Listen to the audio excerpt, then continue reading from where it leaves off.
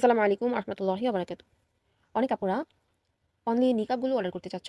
তো যারা শুধু নিকাবগুলো অর্ডার করতে চাচ্ছ তারা নিকাবগুলো অর্ডার করে ফেলো। আমার কাছ থেকে প্রত্যেকটা হিজাব নিকাব তোমরা কাস্টমাইজ করে নিতে পারবা। তো আজকের এই নিকাব টিউটোরিয়ালটি আমি দেখিয়ে দিচ্ছি এবং এই নিকাব সম্পর্কিত কিছু কথাও বলে ফেলবো। অনেক আপুরা এই নিকাবটা পছন্দ করে, কিন্তু পছন্দ করে যখন অর্ডার করে ফেলে নেওয়ার পর হয়তো কিভাবে পরবে সেটা বুঝে না। তো সেক্ষেত্রে আমাকে মেসেজ দিয়ে বলে, আপু আমি এটা তো পড়তে পারছি না, কিভাবে পড়তে হয়। তো তাদের জন্য এই নিকাব টিউটোরিয়ালটি তোমরা এই ভিডিওতে দেখে নিও যে এটা কিভাবে পড়তে হয়। তো এই নিকাবের পেছনে হলো 3টা লেয়ার, সামনে হলো 2টা লেয়ার। তো আমি দেখিয়ে দিচ্ছি যে কিভাবে লেয়ারগুলো পিছনে থাকছে। পেছনে হলো 3টা লেয়ার এবং সামনের 2টা লেয়ার।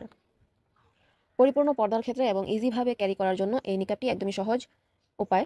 যে কোনো জায়গায় তুমি অল্প সময়ের মধ্যে এই নিকাবটি পরে ফেলতে পারবা।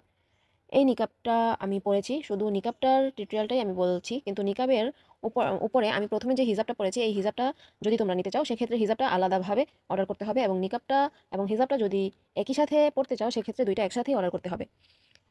কিন্তু যদি এই হিজাবটি তোমরা না নিয়ে শুধু নিকাবটি নিতে চাও সেক্ষেত্রে নিকাবটিও অর্ডার করতে পারবা।